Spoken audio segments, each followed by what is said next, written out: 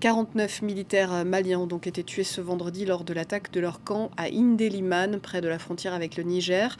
L'attaque n'a pas été revendiquée. Nous en parlons avec Jean-Claude Félix Chikaya, chercheur à l'IPSE, l'Institut Prospective et Sécurité en Europe. Merci beaucoup d'être avec nous. Je vous en prie. C'est l'une des attaques les plus meurtrières contre l'armée malienne ces derniers mois. Est-ce qu'il faut le voir comme un événement isolé ou faisant partie d'une stratégie plus large dans le Nord Mali de ces groupes ? Alors, on peut dire que depuis 4 ans, nous sommes à plus de 2200 attaques dans le Sahel. C'est effarant.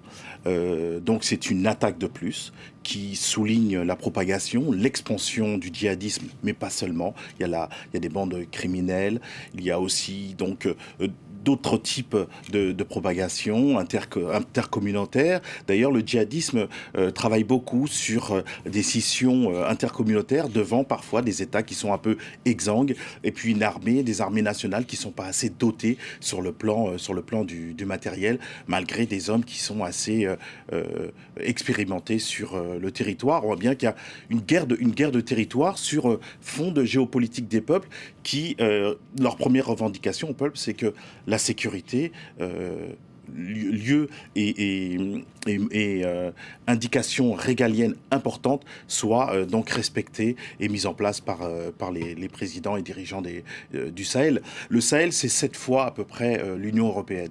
Et on voit bien que c'est difficile, même pour les missions internationales, armées, que ce soit la MINUSMA, que ce soit Berkane ou autre. Donc la mission française, donc ça pose des problèmes pour couvrir un territoire qui est très vaste.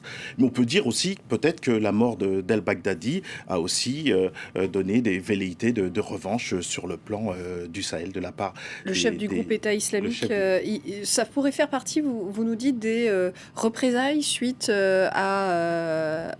à la mort d'El-Baghdadi il y a quelques jours. Nombre d'organisations djihadistes, terroristes, prennent l'Afrique comme un théâtre, j'allais dire préféré, mais en tout cas prioritaire.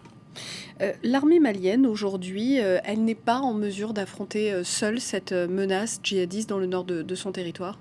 On peut répondre... elle sera en mesure si justement l'État pouvait à plusieurs niveaux donc doter son armée de véritables moyens. Je ne pense pas qu'elle soit seule. Je viens d'indiquer la superficie du Sahel. Elle ne pourra pas seule. Il y a les armées d'Afrique de l'Ouest, les armées internationales. Il y a le G5 Sahel. Le G5 Sahel. Donc elle ne peut pas seule. Mais au sein des populations du Sahel, il y a deux craintes. C'est-à-dire, est-ce que les armées internationales sont là pour s'installer et après donc prendre ce qu'il y a au niveau des matières premières, ou elles sont véritablement là pour nous protéger? Ils ne comprennent pas que autant d'armées mises en place au niveau du Sahel ne permettent pas d'endiguer et de freiner autant d'attaques. C'est pratiquement au quotidien. Je viens de donner le chiffre, mais je pense que les populations ne se rendent pas aussi compte de l'avancée de la religiosité au sein même des peuples, qui permet aussi au mouvement djihadiste de faire de l'entrisme à l'intérieur des peuples du Sahel, des 5 pays, et même un peu plus. Je pense que le djihadisme va concerner une dizaine de pays en Afrique. Cette région du Nord Mali, on va le rappeler pour nos téléspectateurs, elle a été aux mains de groupes djihadistes proches d'Al-Qaïda de mi-2012 jusqu'à janvier 2013, quand l'armée française est intervenue pour rétablir la souveraineté malienne sur le nord de son territoire. Que s'est-il passé depuis 6 ans avec ces groupes dans le nord et le centre du Mali ? Est-ce qu'ils se sont réorganisés ? Est-ce qu'ils se sont renforcés ? Est-ce qu'ils ont été affaiblis par l'intervention de Barkhane ?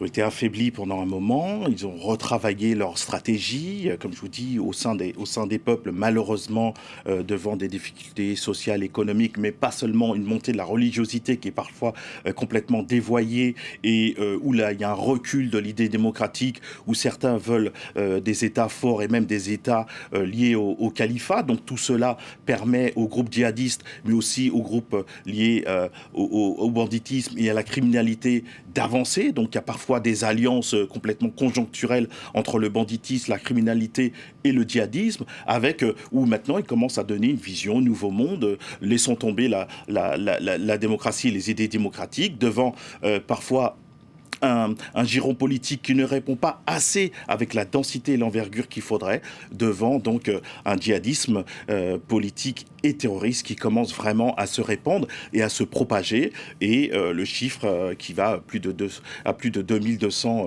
attaques depuis 4 ans, qui malheureusement se répand. Et c'est la vie quotidienne des citoyens du Sahel. Merci beaucoup Jean-Claude Félix Tchikaya d'avoir été avec nous pour cet éclairage.